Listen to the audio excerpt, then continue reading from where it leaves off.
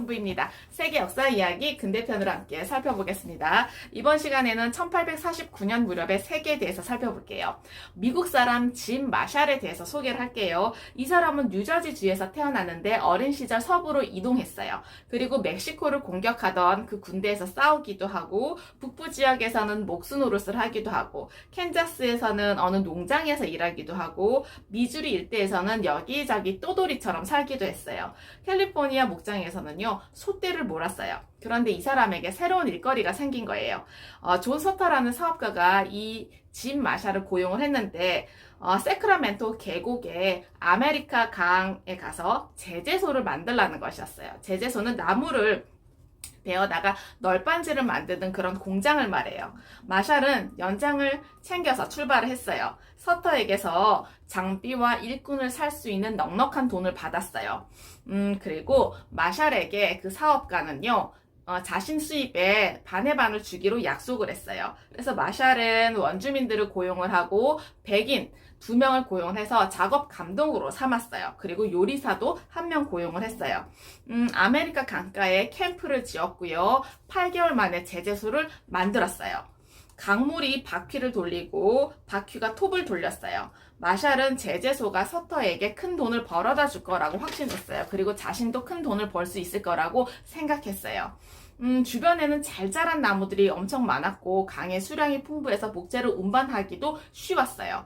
마샬은 강가로 나가서 주변을 둘러보는데 반짝이는 돌멩이를 그 강 속에서 발견을 한 거예요. 알고 봤더니 순금이었던 거죠. 그래서 이제는 그것이 금인 줄 알았던 일꾼들이요, 납작하거나 둥근 돌멩이들을 눈에 띄는 대로 주워 모았어요. 그리고 근처에 있는 물건을 사고 팔 수 있는 교육소에 가서 돈을 내밀듯이 그 순금을 내밀었죠. 교육소 주인이었던 샘 브레너는 깜짝 놀랐어요. 그래서 이렇게 외치면서 다녔어요. 서터 제재소 근처에는 금이 널려 있어요. 누구든지 거기 가기만 하면 당장 부자가 될 수 있어요. 곡괭이나 채는 걱정하지 마세요. 제가 많이 갖고 있거든요. 네. 그래서 처음에는 몇 명만 아메리카 강으로 갔는데요. 곧 수백 명이 달려왔어요. 그 다음에는 또 수천 명이 몰려왔어요. 그리고 얼마 후에는 미국 사람 치고는 서터 제재소에 금에 관한 소문을 듣지 않은 사람이 없을 정도였어요. 캘리포니아는 임자가 없는 땅이 많았어요. 아무나 가서 말뚝을 받고 자기 땅이라고 주장을 하면 자기 땅이 되는 곳이었어요. 그래서 15,000명이었던 캘리포니아 인구는요, 2년이 못 돼서 10만 명으로 늘어나게 되었어요. 그리고 새 이주자들은 거의 모두가 광부들이었어요. 금을 캐는 광부가 아닌 금을 주워 모으는 광부였죠. 그래서 이 사람들은 돈을 펑펑 뿌려대면서 썼어요. 그러다 보니까 브레넌이라는 사람이 운영하는 그 교육소는요, 장사가 너무나도 잘 되었어요. 그는 금세 백만장자가 되었어요. 세크라멘토와 샌프란시스코의 땅의 5분의 1, 그리고 엄청난 재산을 모을 수 있게 돼서 은행까지 열었던 거예요. 그렇지만은 재미를 보지 못한 사람들도 많았어요. 엄청난 금을 캘 수 있다는 그 희망은요, 미국뿐만 아니라 전 세계의 사람들에게 캘리포니아로 몰려올 수 있게 했어요. 영국, 중국, 프랑스, 독일, 스페인, 이탈리아, 포르투갈, 스페인 사람들이 거기에 나타났어요. 수세기 동안 서로 죽이면서 전쟁을 치렀던 그 나라의 사람들이요, 이제는 캘리포니아 강가에서 금을 캐느라고 허리를 숙이고 있었어요. 1850년 무렵에 캘리포니아는요, 무법천지인 금광촌 구역을 포함해서 미합중국에 편입되었어요. 그러니까 캘리포니아는 31번째 미국의 주가 되었어요. 그때 이미 캘리포니아는 미국에서 가장 부유한 주 중에 하나였어요.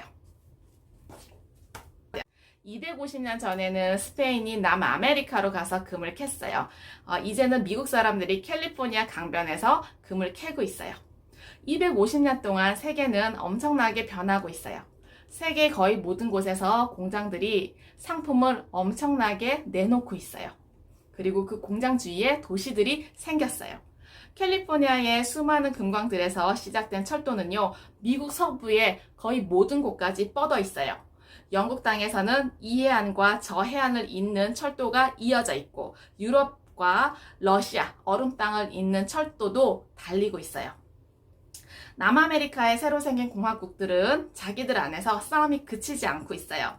군대 장군들이 어느 날 권력을 잡는 순간에 독재자가 되어서 국민이 간신히 만든 헌법을 휴지로 만들어 버렸어요. 미국에서는 노예를 부리는 사람들과 노예를 부려서는 안 된다는 사람들이 싸우고 있어요. 오스트레일리아와 뉴질랜드에서는요, 영국 사람들이 애보리진과 마오리족들이 언제 들고 일어날지 몰라서 노심초사하고 있어요. 캘커타에 사는 인도 병사들이 영국 군인들을 내쫓을 날이 언제일지 쑥덕거리고 있고, 중국의 황제는 중국 땅에서 아편을 마구 팔아대는 영국 상인들을 마냥 바라보고 있을 수밖에 없었어요. 오랜 전쟁의 상처가 아직 아물지 않은 유럽에서는요, 혁명 사상을 품은 젊은이들이 그들의 국왕을 비난하고 있고, 스페인과 이탈리아를 아직도 주무르는 귀족들을 비난하고 고함을 지르면서 거리를 활보하고 있어요. 러시아에서는 굶주린 수백만의 농민들이 차르의 호화로운 궁궐을 원망에 찬 눈빛으로 바라보고 있어요. 머지않아 전쟁이 미국을 둘로 갈라놓을 거예요. 러시아와 인도, 중국도 전쟁이 휩쓸 거예요. 그리고 유럽 전 지역이 전쟁으로 폐허가 될 날이 얼마 남지 않았습니다. 1600년부터 1850년까지의 250년 동안 미국, 멕시코, 브라질, 중국, 인도, 프랑스, 스페인, 러시아, 영국의 현대적인 국가가 만들어졌어요. 그러나 그 후 150년 동안에는요, 지금까지 인류가 목격했던 그 어떤 분란보다 더 거대한 분란이 일어날 거예요. 그래서 모든 나라들을 뿌리채 흔들어 놓을지도 몰라요. 지금까지 세계 역사 이야기 근대편을 모두 살펴보았습니다. 어떠셨나요? 과거의 지혜와 지식을 통해서 현재와 미래의 삶이 좀 더 의미 있고 풍성해지시길 기원합니다. 감사합니다.